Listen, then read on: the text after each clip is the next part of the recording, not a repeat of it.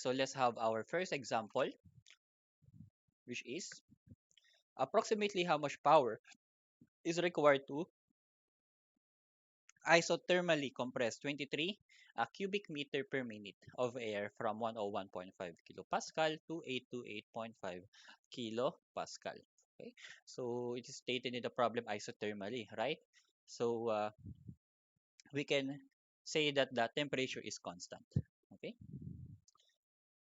and we have a given of volume. That's volume 23 cubic meter. However, we have per minute, right? So this should be a volume flow rate. Okay, and then we have two pressures. We have P1 and P2, right? And we are looking for how much power. Okay, so since we are looking for power, we have to make this in seconds. So converting this into seconds, it will now become, let's just write 23 over 60.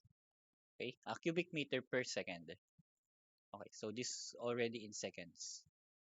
Okay, now since we are looking for power, I think we should talk about first the units. Okay, so writing down the givens first.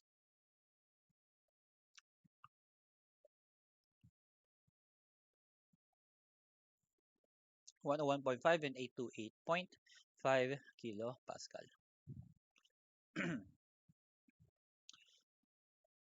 Okay, so how much power is required to isothermally? Okay,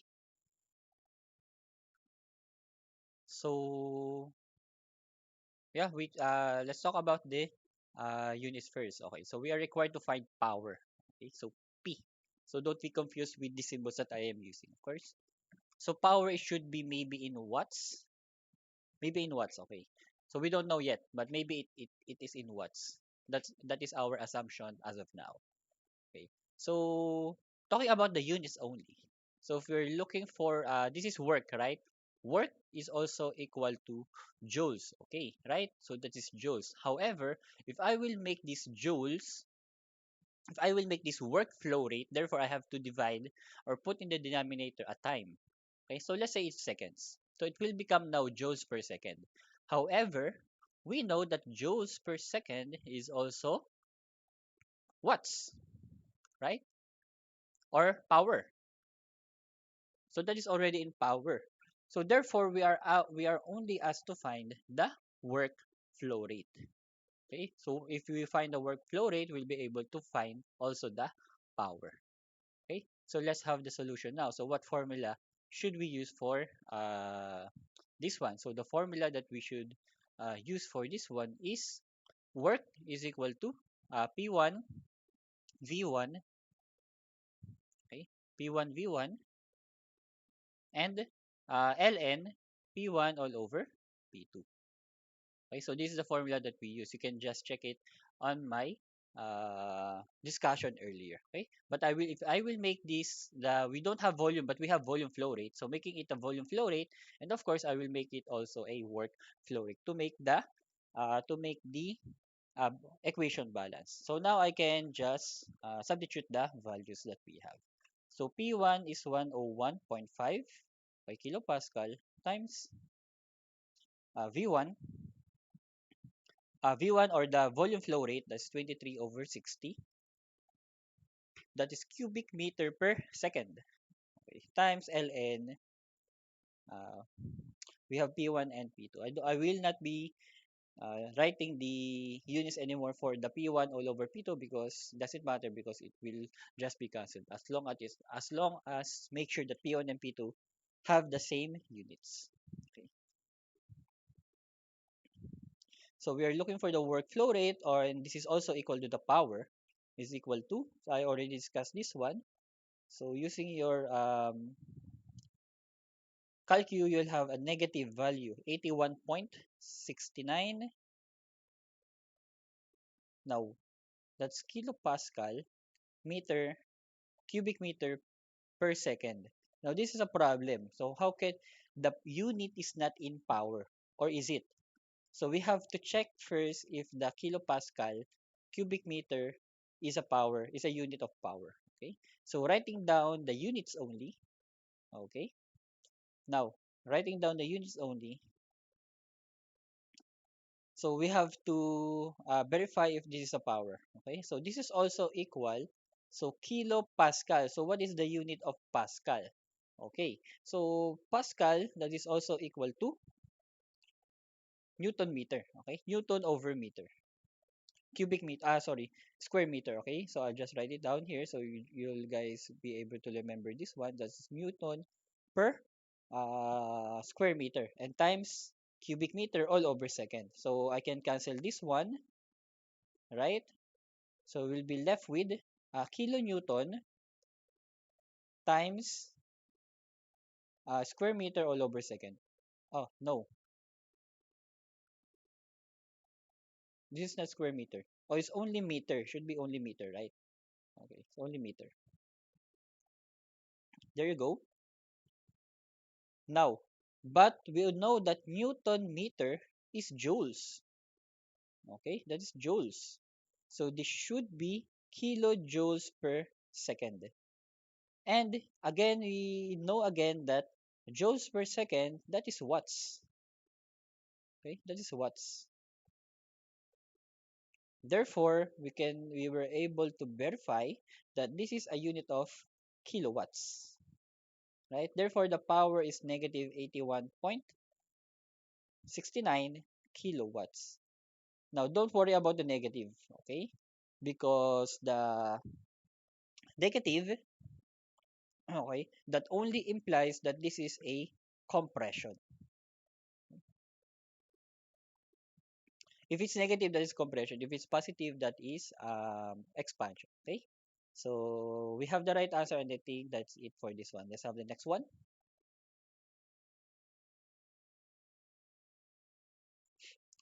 Let's have the second example, which is gas is enclosed in a cylinder with a weighted piston as the top boundary. So the gas is heated and expands from a volume of 0.04 cubic meter to 0.10 cubic meter at a constant pressure of 150 kilopascal. Calculate the work done by the system.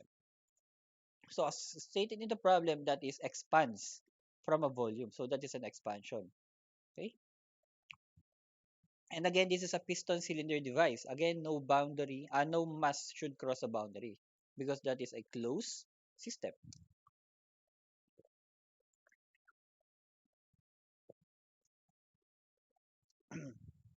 Hey, now let's write down the given that we have. We have 0.04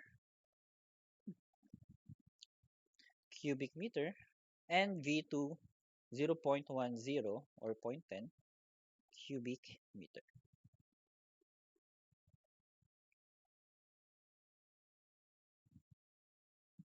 Okay, so this is 0.10 cubic meter.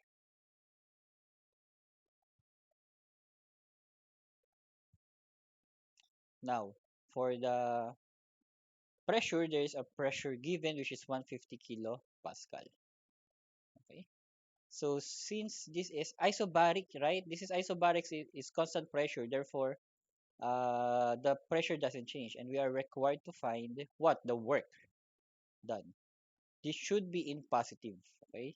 So assuming this should be in kilojoules because we are given the pressure is given in kilopascal. Now for the solution, so what formula can we use here? Okay. So for the formula, you can just check.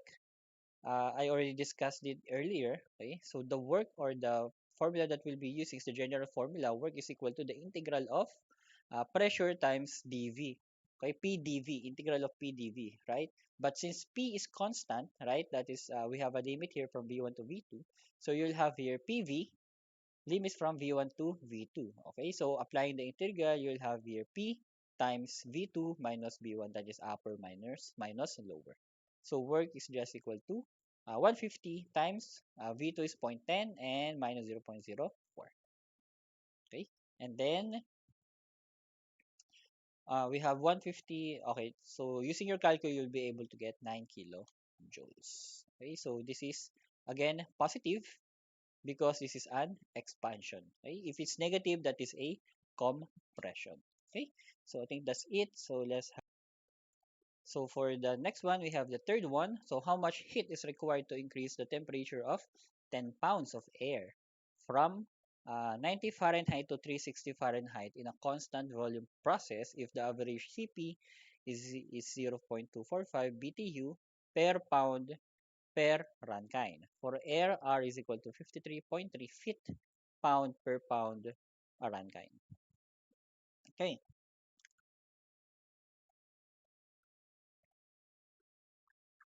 so this is a constant volume process. So this is an isovolumic process, right?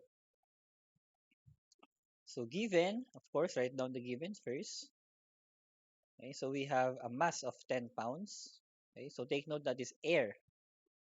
Okay, and we have T1 90 Fahrenheit, and we have T2 which is 360 Fahrenheit. Okay, and what else? We have a value of CP 0.245 BTU per pound runtime.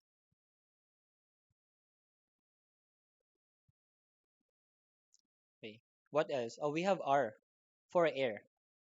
Okay, that's 53.3 feet pound runtime.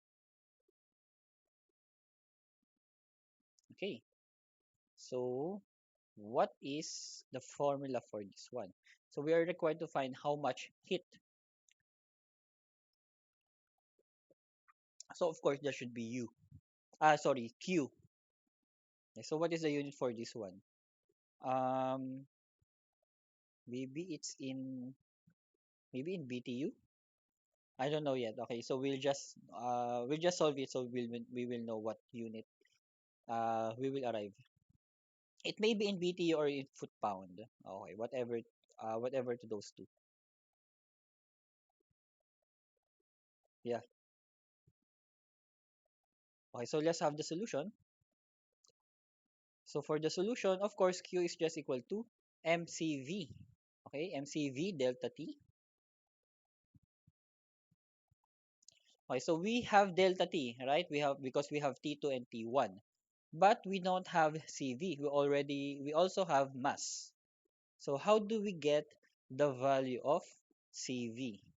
Okay, we don't have a CV, but we have a given of CP and R. With that, we can have what do you call this?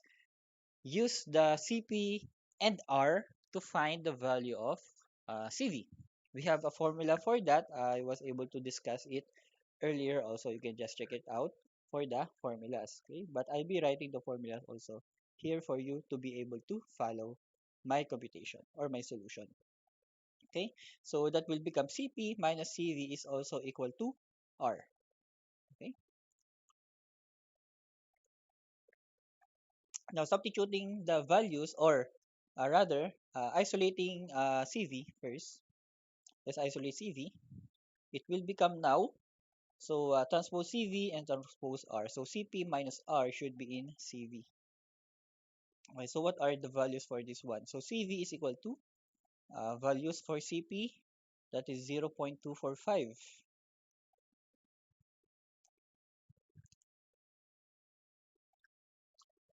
BTU per pound runtime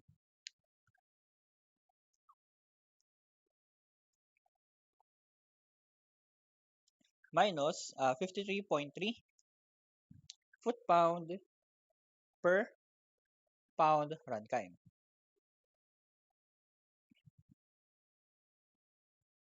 Okay, but as you can see, they are not in the same units. So the other one is in BTU, the other one is foot pound. So there are two ways to do this.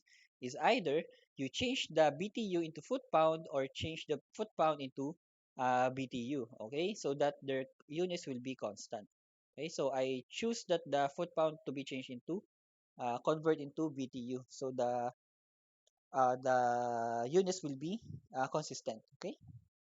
So the problem is what is the conversion factor for foot pound to BTU, right? So the conversion factor is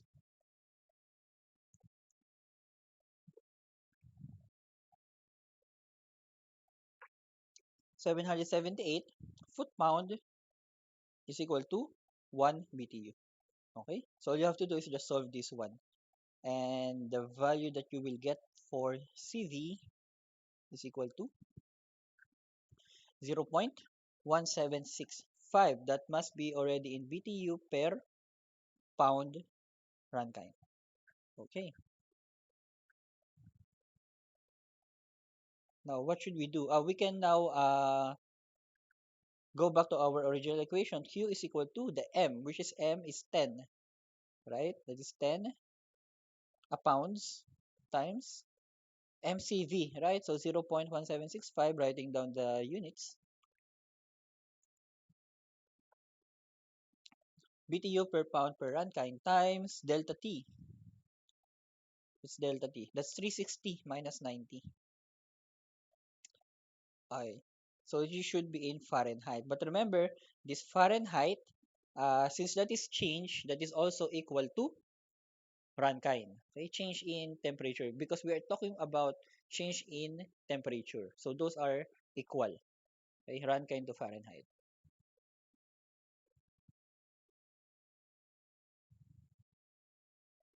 Okay, so checking the units, so pound, canceling the pounds, and canceling the Rankines, and then with we'll be left with BTU. So the answer for this one is 476.55 BTU, and this can be your final answer, right? So this can be your final answer. However, if the choices has different units, like you can also compute this or convert this into foot pound.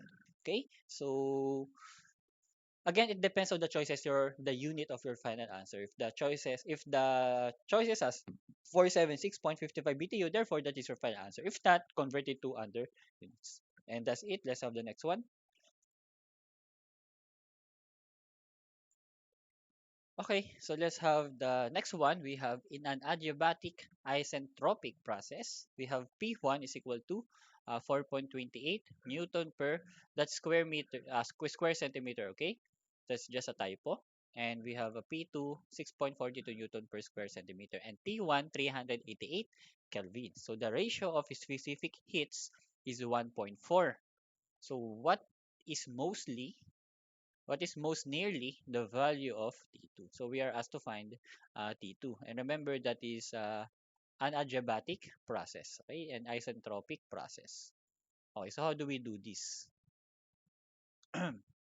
So remember, since this is an adiabatic process, therefore we can already say that the ratio of specific heat is 1.4.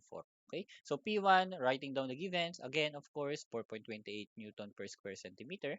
And we have P2, which is 6.42 Newton square centimeter. Okay, what else? We have T1, 388 Kelvin. And now what is 1.4? Okay, so that 1.4, since this is an adiabatic process, that is your K, which is called the adiabatic constant. So that is your 1.4. That is K. Now we are required to find what? T2. We are required to find T2. Okay, so what formula should we use? So this should mean Kelvin, of course.